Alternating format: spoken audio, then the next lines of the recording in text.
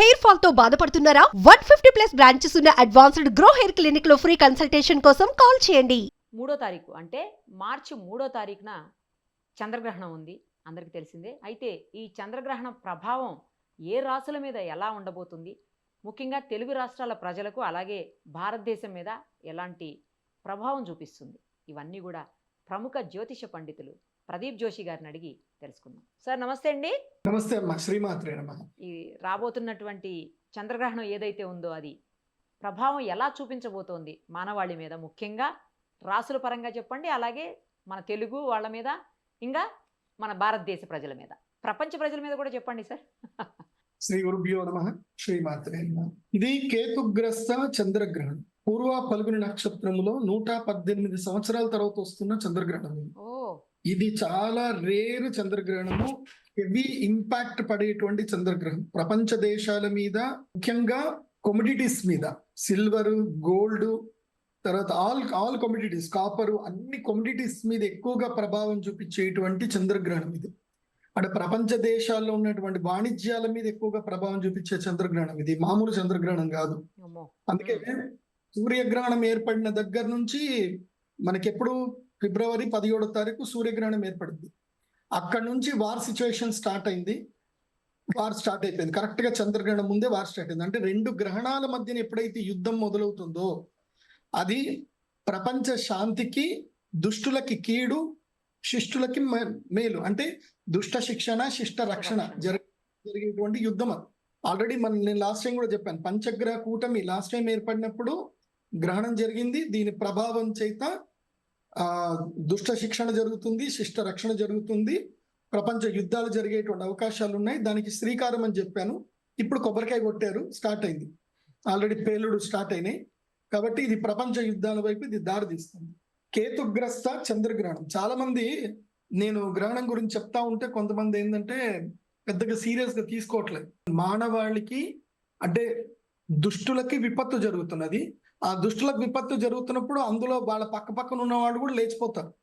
కాబట్టి ఈ యొక్క చంద్రగ్రహణం ప్రభావం చేత భవిష్యత్తులో తీవ్రవాదులు కూడా పెరిగే అవకాశం ఉంటుంది.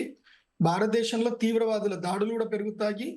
వెస్ట్ బెంగాల్ లాంటి ప్లేస్ లో, అట్లాగే తమిళనాడు లాంటి ప్లేస్ లో కొన్ని విపత్కర సంఘటనలు జరిగేటువంటి అవకాశం ఉంటుంది. దక్షిణ భారతదేశంలోనూ, అదేవిధంగా తూర్పు ఈశాన్య ప్రాంతం లోపల కొన్ని రక్తపాతాలు జరిగే అవకాశాలు ఎక్కువగా ఉన్నాయి ఈ గ్రహణం ప్రభావం చేత. ఎందుకోసం అంటే ఫల్గుణ నక్షత్రం అంటే అది భాగ్య నక్షత్రం అంటారు.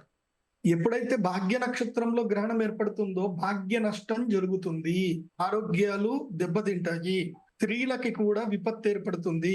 ఎవరైతే గనక అంటే ఇది స్త్రీల మీద ఎక్కువగా ప్రభావం చూపిస్తుంది. చంద్రుడు ఫల్గుణ నక్షత్రము, శుక్ర మహాదశ కాబట్టి స్త్రీల మీద ఎక్కువగా విపత్తు చూపిస్తుంది. స్త్రీలు మానసికంగా చాలా దెబ్బతింటారు. కోర్టులో కేసులు ఎక్కువగా పెరుగుతాయి, అఘాయిత్యాలు ఎక్కువగా పెరుగుతాయి. ఇవన్నీ కూడా భవిష్యత్తులో జరిగేటువంటి కీడు. మంచి కూడా కొన్ని ఉన్నాయి. ఆ మంచి ఏమిటంటే గనక ఎవరైతే గనక రైతులు జాగ్రత్తగా పంటని పండించుకుంటారో 10 రోజులు, ఈ 10 రోజుల్లో కూరగాయల యొక్క డెఫిసిషన్ ఏర్పడుతుంది. విపరీతమైన రేట్లు పెరిగిపోతాయి కూరగాయల రేట్లు. ముఖ్యంగా టమాటో, ఆలుగడ్డ, ఉల్లిగడ్డ ఈ రేట్లు భయంకరంగా పెరుగుతాయి. ఒక 10 రోజులు మాత్రం రైతుల్ని రాజు చేసి పడేస్తుంది. ఎవరు 20-30 ఎకరాలు టొమాటో వేసుకున్నారు అనుకోండి, వాడు ఒక్క రోజులో కోటేశ్వరుడు అయిపోతాడు. ఇట్లా మదనపల్లిలో చాలా మందికి జరిగిన సిచ్యువేషన్స్ ఉన్నాయి. అట్లాగే మామిడి రైతులు కూడా కోటేశ్వరులు అయ్యే అవకాశం ఉంటుంది ఈ సంవత్సరం. పళ్ళ ధర ఈసారి 150 రూపాయల కేజీ తగ్గదు. నువ్వు 100 రూపాయల కేజీ పైనే ఉంటుంది. ఎందుకోసమంటే ఇప్పుడు మామిడి పళ్ళు ఎవడన్నా కొనలేకపోతే దాన్ని ఇమీడియట్లీ వేరే సొల్యూషన్కి వెళ్ళిపోతున్నారు, కానీ అమ్మట్లే రైతులు బాగా తెలివైపోయారు. కాకపోతే ఇప్పుడు రాబోయే రోజులు ఇంకో 15 రోజుల్లో ఏం జరుగుతుంది అంటే వడగళ్ల వానలు పడతాయి. రైతులు జాగ్రత్తగా ఉండండి. వడగళ్ల వానలు భయంకరంగా పడతాయి. సో కార్లు బయట పార్కింగ్ చేయకండి, అద్దాలు వలిగిపోతాయి. కాబట్టి ఈసారి వడగళ్ల వాన అయితే ఉంది. మన తెలుగు రాష్ట్రాల్లో వడగళ్ల వాన పడుతుంది. కాలి దుమారం తోటి పడతాయి. మామిడి పిందెలు రాలిపోతాయి. అదేవిధంగా మామిడి చిగురు కూడా రాలిపోతుంది. చీడపీడలు ఎక్కువగా ఉంటాయి. ఈసారి వరికి చీడపీడలు ఎక్కువగా ఉంటుంది. మళ్ళీ ల్యూకస్ట్ అనేటువంటి ప్రాబ్లం ఏదైతే ఉందో, చీడపీడలు, దోమకాట్లు అవన్నీ కూడా ఎక్కువగా వచ్చే అవకాశం ఉంటుంది. ద్రవ్యముల మీద, జలములు అంటే పాలు గాని ద్రవ్య పదార్థాలు ఏవైతే ఉన్నాయో ద్రవ్య పదార్థాలు కలుషితమయ్యే అవకాశం ఉంది. కాబట్టి ప్రజలు నీళ్ల పట్ల అప్రమత్తంగా ఉండండి, ఆహారం పట్ల అప్రమత్తంగా ఉండండి. నేనైతే ఒక 2-3 నెలలు క్షీరవ్రతం పాటించండి. అందరూ పాలు తాగకండి, పాలు తాగడం మానేసేయండి, టీలు కాఫీలు బంద్ చేయండి కొన్ని రోజులు. ఎందుకోసం అంటే కల్తీ ఎక్కువగా జరిగే అవకాశం ఉంటుంది. కల్తీతో ఒక్కొక్కసారి మూకుమ్మడి విపత్తులు, ఆరోగ్య నష్టాలు, మూకుమ్మడిగా అందరూ హాస్పిటల్లో జాయిన్ అవ్వడాలు, ఫుడ్ పాయిజన్ అవ్వడాలు ఇలాంటివన్నీ కూడా జరిగే అవకాశాలు ఉంటాయి. ఎందుకోసం అంటే గ్రహణం జరిగినప్పుడు దుర్మార్గం పెరుగుతుంది కూడా, అది కూడా జరుగుతుంది. ఎందుకోసం అంటే చెప్పాను కదా, భాగ్య నక్షత్రంలో జరుగుతుంది కాబట్టి భాగ్య నష్టం. మనందరికీ ఫస్ట్ భాగ్యం ఏంది? ఆరోగ్యమే మహాభాగ్యం. కాబట్టి ఆరోగ్యము నశించేటువంటి అవకాశం ఉంటుంది. జాగ్రత్తగా ఉండండి. తినేటువంటి ఆహార పదార్థం ముఖ్యంగా ఆడవాళ్ళు చిన్నపిల్లలు 8 ఏళ్ల నుంచి ఉండేటువంటి పిల్లలు, 8 నుంచి 22 ఏళ్ల మధ్య నుండి ఆడపిల్లలు బాయిలర్ కోళ్లు, చికెన్ తినకండి. కొన్ని రోజులు చికెన్ మానేసేయండి. ఏదన్నా మీకు అంత చికెన్ తినాలి అనుకుంటే కోళ్లు తెచ్చుకొని మీ ఇంట్లోనే దేశీగా మీరు చేసుకొని కావాలంటే వాటిని సంపుకొని తినండి. కానీ ఈ బాయిలర్ కోళ్లు తినకండి. బాయిలర్ కోళ్లతోటి కూడా రోగాలు వచ్చే అవకాశం ఉంటుంది. మళ్ళీ అది బర్డ్ ఫ్లూ అంటారు కదా, అలాంటివి వస్తాయి. ప్లస్ హార్మోనల్ ఇంబ్యాలెన్స్ జరుగుతాయి. విపరీతమైన ఇది జరుగుతుంది, మాల్ న్యూట్రిషన్ జరుగుతుంది. వాటికి ఇంజక్షన్లు ఇవ్వడం చేయడము. ఎంత 12 10th క్లాస్ పిల్లలు దాదాపుగా డిగ్రీ పిల్లలకి కనిపిస్తున్నారు, ఆడపిల్లలందరూ కూడా. దాని జరుగుతుంది కాబట్టి అది మీరు అప్రమత్తంగా ఉండండి. సో ఇది ప్రపంచానికి జరిగేటువంటి విపత్తులు. అదేవిధంగా మేలు కూడా. నేను ఈ సంవత్సరం రైతులకు నేను అడ్వైజ్ ఇచ్చేది ఏంటంటే, బ్రోక్లీ పంటలు పండించండి, ఎక్కువ శాతం కూరగాయలు పండించుకోండి, పండ్లు పండించుకోండి. దీనివల్ల భవిష్యత్తులో రైతులు ఈ సంవత్సరం అంతా లాభం పొందే అవకాశం ఉంటుంది. రైతులు ఎవరు కూడా భూములు అమ్ముకోకండి. ఎందుకోసం అంటే ఈ ప్రపంచ విపత్తుల్లో భాగంగా రాబోయేటువంటి 2-3 సంవత్సరాల్లో మన భారతదేశానికి అద్భుతమైన దశ రాబోతుంది. మన భారతదేశంలో వ్యవసాయ భూములకు మంచి రేట్లు వస్తాయి. కాబట్టి రైతులందరూ కూడా మీ భూముల్ని అమ్ముకోకుండా జాగ్రత్త పెట్టుకోండి. చక్కగా కూరగాయలు పండించుకోండి. తక్కువ ధరలకి రైతులు ఎవరు కూడా భూములు అమ్ముకోవద్దు. రాబోయే టైంలో చాలా మంచి టైం ఉంది. ఎందుకోసం అంటే గురుడు ఎప్పుడైతే కర్కాటక రాశి లోపలికి ఎంటర్ అవుతాడో జూన్ 3వ తారీఖు తర్వాత రైతులందరికీ మంచి టైం ఉంటుంది. భారతదేశీయులందరికీ మంచి టైం ఉంటుంది. జూన్ 3 వరకు భారతీయులకు అంత మంచి లేదు, కానీ 3 తర్వాత భారతదేశానికి గోల్డెన్ టైం రాబోతుంది. ఓకే, రాశి పరంగా చెప్పండి సార్. రాశుల పరంగా ఇది సింహరాశిలో సంభవిస్తుంది అని చెప్తున్నారు ఈ చంద్రగ్రహణం. దానివల్ల సింహరాశి వాళ్ళకి ఇబ్బందులు ఉంటాయని కూడా చెప్తున్నారు. నిజమేనా అలాంటిది? ఈ గ్రహణము సింహరాశిలో ఏర్పడబోతుంది. సింహరాశి అంటే సూర్యుడి యొక్క నక్షత్రం, సూర్యుడి యొక్క రాశి. పూర్వపల్గు నక్షత్రము సూర్య నక్షత్రము, భగ నక్షత్రం అంటారు. అలాగే ఈ పూర్వపల్గు నక్షత్రం సింహరాశిలోకి వస్తుంది. సింహరాశికి అధిపతి ఎవరు అంటే సూర్యుడు. సూర్యుడి యొక్క స్థానంలోనే గ్రహణం జరుగుతుంది కాబట్టి సూర్యుడు అంటే రాజు, అపోలో ఇస్ ఎ కింగ్ అంటారు. సో ఎప్పుడైతే ఇక్కడ గ్రహణం ఏర్పడుతుందో యుద్ధాలు ఏర్పడతాయి. కాబట్టి సింహరాశి వాళ్ళకి ఇది కీడు, రాజకీయ నాయకులకి ఇది కీడు. రాజకీయ నాయకులు స్కామ్లో ఇరుక్కుంటారు, స్కాములు బయటపడతాయి. ఇప్పుడు రాజకీయ నాయకుల స్కాములు బయటపడతాయి. ఒక్కొక్క సందర్భంలో ముఖ్యమంత్రి రాజీనామా చేయాల్సిన పరిస్థితి కూడా ఏర్పడుతుంది. అది ఏ రాష్ట్రం అని నేను చెప్పాల్సిన అవసరం లేదు. సో ఆ ముఖ్యమంత్రుల స్కాములు బయటపడతాయి. సడన్ గా ఆ రాష్ట్రం లోపల రాజకీయాలు మారుతాయి. సో డిప్యూటీ సీఎంలు సీఎం అవుతారు. అవి జరిగేటువంటి అవకాశాలు అయితే మెండుగా కనిపిస్తున్నాయి. రాబోయేటువంటి 3 నెలల్లో కనిపిస్తున్నాయి. కొన్ని రాష్ట్రాలు, ఏ రాష్ట్రం అని చెప్పను, ఆ రాష్ట్రం లోపల సీఎం అయితే మారుతారు. ఓకే, సీఎం ఏంటి సార్ సీఎం మారిపోయే పరిస్థితులా? అమ్మో, అంటే రాశి ప్రభావం వల్ల లేకపోతే ఈ కేవలం చంద్రగ్రహణ ప్రభావం వల్లేనా? లేదు. ఎప్పుడైతే ఇది గ్రహణం జరుగుతుందో దాని ప్రభావం వల్ల జరుగుతాయి. కొన్ని దేశాల్లో అధ్యక్షులు మారిపోతారు, దేశాధ్యక్షులు చనిపోతారు. మన వరకు మన ఇండియాలో ఏదైనా ఒక రాష్ట్రానికి సీఎం మారిపోతారు. మన దేశంలో సీఎంలు వస్తారు. అది కూడా ఇక రాశి వాళ్ళు అంటే సింహరాశి వాళ్ళు జాగ్రత్తగా ఉండాలని చెప్పారు. ఏ రాశుల వాళ్ళు జాగ్రత్తగా ఉండాలి? ఏ రాశుల వాళ్ళకి కలిసి వచ్చే అవకాశం ఉంటుంది ఈ చంద్రగ్రహణంతో? 4 రాశులకు అరిష్టం ఉంటుంది. సింహరాశికి బాగాలేదు. సింహరాశికి మనోవైఫల్యం కలుగుతుంది, మనస్సు బాధ కలుగుతుంది, తీవ్రమైన ఉంటుంది, ధన నష్టం కూడా జరుగుతుంది, ఆరోగ్య భంగం ఉంటుంది. కాబట్టి సింహరాశి వారు మా శ్రీచక్ర పీఠంలో మేము పరిహార పూజ చేస్తున్నాం, చేయించుకుంటే మంచిది. లేదంటే ఎక్కడైనా సరే దేవాలయానికి వెళ్ళి ప్రదక్షిణ చేయండి, శివారాధన చేయండి, శివుణ్ణి ఆరాధన చేసుకోండి, ఓం నమ శివాని జపం చేసుకోండి. సింహరాశి, వృషభ రాశి.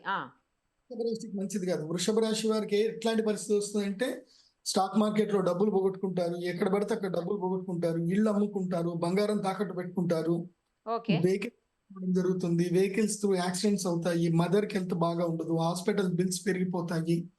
ఇలాంటి ఇష్యూస్ అన్ని కూడా వృషభ రాశి వారికి నెగిటివ్స్ ఉండే అవకాశం ఉంటుంది. సో వృషభ రాశి వారు కూడా అప్రమత్తంగా ఉండండి. మీరు కూడా అరిష్ట నివారణ తంత్ర యాగం చేసుకుంటేనే మీకు మంచిది. చెప్పి మీరు చేసుకోలేకపోయినా దైవారాధన చేయండి, శివారాధన చేయండి, విష్ణు ఆలయానికి వెళ్ళండి, ప్రదక్షిణ చేసుకోండి. అలాగే నెక్స్ట్ వచ్చేటువంటి రాశి ఏంటంటే మకర రాశి. మకర రాశి వాళ్ళకి ఆరోగ్య భంగం, వివాహ భంగం జరుగుతుంది, సంబంధాలు తెగిపోతాయి, భార్యాభర్తల కలహాలు జరుగుతాయి, దీర్ఘకాలిక రోగాలు అంటుకుంటాయి. కాబట్టి మకర రాశి వారికి ఇది ప్రతికూల సమయం. ఆహార విషయంలో, తినేటువంటి విషయంలో అప్రమత్తంగా ఉండాలి.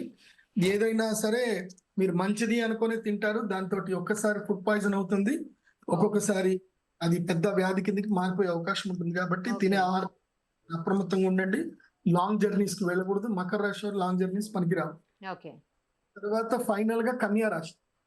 కన్యా రాశి వారు ఎంత కామ్ గా ఉంటే అంత మంచిది.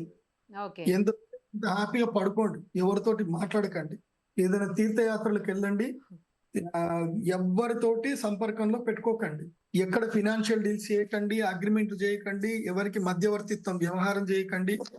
ఏది చేసినా పెంటై కూర్చుంటుంది. కన్యా రాశి వారికి దాదాపుగా అక్షయ తృతీయ వరకు బ్యాక్ టైం నడుస్తుంది. మొత్తం డబ్బులు పోతాయి, ఏదో ఒకటి అగ్రెసివ్ గా వెళ్ళిపోతారు, ఏదో పెంట చేసుకొని కూర్చుంటారు. మీరు మంచి చేద్దాం అనుకుంటారు కానీ అది కాస్త మీ ఇంటి మీదకి వచ్చి కూర్చుంటుంది. ఏమీ చేయకండి, తిన్నామా పడుకున్నామా తెల్లారిద్దాం, ఇదే పాటించండి. ఎవరైనా వచ్చి ఏదైనా అడిగారు అనుకోండి, తెలియదు, గుర్తులేదు, మర్చిపోయా, ఈ డైలాగ్ చేసుకోండి. ఓకే. ఇక మంచిగా ఉండే రాశులు జూన్ 3వ తారీఖు వరకు కన్యా రాశి వారు కానీ, వృశ్చిక రాశి వారు కానీ, అదేవిధంగా మకర రాశి వారు కానీ, తర్వాత మేషరాశి, తర్వాత మీన రాశి, వృషభ రాశి, కర్కాటక రాశి, ఈ రాశులన్నీ కూడా ప్రశాంతంగా ఉండండి, ఎవరి జోలికి వెళ్ళకండి. ఓకే, ప్రపంచంతో సంబంధం లేనట్టు ఉండండి. అట్లుంటే మీరు ఈ ప్రపంచంలో ఉంటారు. లేదనుకోండి ప్రపంచానికి దూరంగా వెళ్ళిపోయే పరిస్థితులు మీకు ఏర్పడతాయి. ప్రశాంతంగా ఉండండి, ఏవి అగ్రెసివ్ డిసిషన్స్ ఏవి తీసుకోకండి. మెయిన్ సింహరాశి వారు నో డిసిషన్స్, అగ్రెసివ్ డిసిషన్స్. తిన్నామా పడుకున్నామా తెల్లారిద్దాం, సింహరాశి వాడు అయితే. నెక్స్ట్ మంచి ఉండే రాశులు ఏవి అంటే గనక, ఈ గ్రహణం వల్ల మిథున రాశి వారికి కలిసి వస్తుంది, బాగుంటుంది. మిథున రాశి వారికి ధైర్యం ఉంటుంది. అదే విధంగా వృశ్చిక రాశికి, తులారాశి వారికి అద్భుతంగా ఉంటుంది. అందులోనూ తులారాశి వాళ్ళకి జూన్ 3వ తారీఖు వరకు పట్టిందల్లా బంగారం. చాలీ శాలరీ ఉంటే జాబ్ మానేసుకొని బిజినెస్ పెట్టుకోండి, ఏదైనా చేసుకోండి. ఇడ్లీ బండి అయినా పెట్టుకోండి, పానీపూరి అయినా పెట్టుకోండి, లేదంటే చిన్నగా బట్టల దుకాణం వదలకండి. రియల్ ఎస్టేట్ చేయండి, అంటే మట్టి పట్టుకున్న బంగారం అయిపోద్ది అంటారు. రియల్ ఎస్టేట్ చేయండి, మంచి కలిసి వస్తుంది. సో వృశ్చిక రాశికి, తులారాశికి బాగుంది. అదే విధంగా మీన రాశి వాళ్ళకి ఈ యొక్క పీరియడ్ ఏదైతే ఉందో, ఇది వెంటిలేటర్ పీరియడ్ నుంచి వాళ్ళు దాటి లక్ గా ఒకేసారి అదృష్టం కలిసి వస్తుంది. మీన రాశి వాళ్ళకి ఏం నాట్యం ఉంది, ఏ గ్రహం అనుకూలంగా లేదు, కానీ మధ్యలో ఒక్కసారి లైఫ్ వస్తుంది అనమాట. ఈ అక్షయ తృతీయ వరకు అనుకోండి, ఈ అక్షయ తృతీయ వరకు మీన రాశికి లైఫ్. అందులోనూ ఉగాది వరకు అయితే పక్కా లైఫ్. అప్పులు గిప్పులు ఏమైనా ఉంటే తపాదపా తీర్చేసుకోండి. లేదులే ఇప్పుడు అప్పెట్లా తిరుగుతాం, ఉన్న పంత తీర్చేస్తే మనం దాన్ని రొటేషన్ చేసుకోవచ్చు కదా అనుకున్నారు అనుకోండి, అది రొటేషన్ కాస్త రివర్సల్ అయిపోతుంది, మొత్తం ఉన్నదంతా పోగొట్టుకుంటారు. ఇప్పుడు ఏదైతే ఉందో మీనరాశి వాళ్ళకి చెప్పేది ఏంటంటే అప్పులు తీర్చేసేయండి, శత్రువులతో ఏదైనా సమస్యలు ఉంటే సెటిల్మెంట్ చేసుకోండి మీన రాశి వాళ్ళు. అయితే ఇది సెటిల్మెంట్ టైం. ఇది ఎందుకోసం అంటే ఏళ్ళనాటి శనిలో కొంచెము అప్పుడప్పుడు గ్రహణాలు వస్తాయి, మనకి లక్కిస్తాయి కూడా గ్రహణాలు. సో మీన రాశి వాళ్ళకి ఏంటంటే ఈ గ్రహణం వాళ్ళకి ఊపిరిస్తుంది అనమాట. ఏళ్ళనాటి శని బాధ నుంచి ఒక 15-20 రోజులు వాళ్ళకి రిలాక్సేషన్ ఇస్తుంది. ఈ ఉన్న రిలాక్సేషన్ టైంలో మీన రాశి వారు ఏదైనా ఉంటే వాళ్ళు పనులు కంప్లీట్ చేసుకొని చేతులు దులుపుకొని ప్రశాంతంగా పడుకోండి అని చెప్తారు మీన రాశి వాళ్ళు. సో 4 రాష్ట్రాల వాళ్ళు కూడా మేము అరిష్ట నివారణ తంత్ర యాగం చెప్తున్నాము. నేను ఒకటే చెప్తాను, గ్రహణాలు ఏర్పడినప్పుడు మన నసీబ్ మారాలి. ప్రతి మనిషికి ఒక రోజు వస్తుంది అంటారు కదా, ఆ రోజే గ్రహణం. గ్రహణం వచ్చిన రోజు దేవతలకి హవిస్సునిచ్చారే అనుకోండి, మీరు ఒక్కసారి ఒక గాయత్రి మంత్రానికి, ఒక వేద మంత్రానికి మీరు స్వాహాకారం ఇస్తే అది 1,00,000 సార్లు ఇచ్చినంత పుణ్యం వస్తుంది మామూలు టైంలో. గ్రహణం టైంలో దేవతలకి స్వాహాకారం చేయటం వల్ల మీకు అమోఘమైన శక్తి వస్తుంది, మీ తలరాత మారుతుంది, లైఫే మారిపోతుంది. సొంతగా బుద్ధి కలిగి భగవంతుడి ప్రేరణ కలిగి రావాలి. వచ్చి వాళ్ళు సంకల్పంతో యాగం చేసుకోవాలి. ఇది బిజినెస్ మెథడ్ లో వచ్చి యాగం చేసుకోవద్దు. ఇప్పుడు ఈ వీడియో చూస్తున్న వాళ్ళందరూ కూడా చెప్తున్నాను ఏంటంటే, గ్రహణం ఈజ్ లక్కీ టైం. మీకు భగవంతుడు ప్రేరణ కలిగించాడు, వెళ్దాము గురువు గారి దగ్గరికి వెళ్ళి యాగం చేసుకుందాం, ఏదైనా మన నసీబ్ మారుతుందేమో, హోప్ ఉంటే రండి. అలా ధైర్యంగా అమ్మవారి మీద, భగవంతుడి మీద విశ్వాసం చేసి రండి. ఈ గ్రహణం లోపల నేను ఇచ్చే శివలింగం తీసుకోండి, అందరూ జీవితంలో బాగుపడండి. మేము ఏం చేసినా అందరూ బాగుపడడానికే చేస్తాం. ఇంకోటి, మీరు ఇచ్చేటువంటి డొనేషన్స్ ఏదైతే ఉంటుందో మా టెంపుల్ కి, నా పర్సనల్ లైఫ్ కి ₹1 వాడుకోం. ఎందుకోసం అంటే మాకు సుమన్ టీవీ చాలా హెల్ప్ చేస్తుంది, నాకు అపాయింట్మెంట్లు వస్తాయి, అవే నా పర్సనల్ లైఫ్ కి వాడుకుంటాను. కానీ గ్రాండ్ టైంలో ఎవరైనా వచ్చి యాగం చేసుకుంటే అది మా అమ్మవారి దేవస్థానానికి డెవలప్మెంట్ కే పెట్టుకుంటాం తప్ప మేము మా పర్సనల్ లైఫ్ ₹1 వాడాం. సో థ్యాంక్స్ సుమన్ టీవీ, మాకు మంచి, అంటే ప్రజలందరికీ ఒక అనుసంధానంగా, ఒక బ్రిడ్జ్ లాగా ఉన్నారు. ఇప్పుడు మా దగ్గర విజ్ఞానం ఉంది, కానీ మేము అందరికి చెప్పాలంటే మాకు ఒక మీడియం కావాలి కదా. సో థ్యాంక్స్ నిరుపమ గారు. నిరుపమ అంటే అర్థం ఏంటంటే డోంట్ కంపేర్ విత్ ఎనీవన్ అని అర్థం. Yes yes yes. నిరుపమ గారు ఇచ్చేటువంటి ఇంటర్వ్యూలు కానీ, ఆమె చేసే రీసెర్చ్ కానీ, ఆమె చేసిన ఈ వీడియోస్ కానీ అన్కంపారబుల్. మీలాగా వెళ్ళి వీడియోలు చేసేవాళ్ళు ఎవరు లేరండి. అందరు ఏదో ఏసీ రూమ్ లో కూర్చొని వీడియోలు చేస్తారు, మీరు అలా కాదు. దట్స్ వై నిరుపమ ఈస్, నీకు ఆ పేరు పక్కా సూట్ అయింది. You are not comparable with anyone. మిమ్మల్ని ఎవరితో పోల్చలేము మేము. Thank you so much, you made my day sir, thank you so much. The line is సింహగర్జన, ఆడపులి. Thank you sir, thank you so much.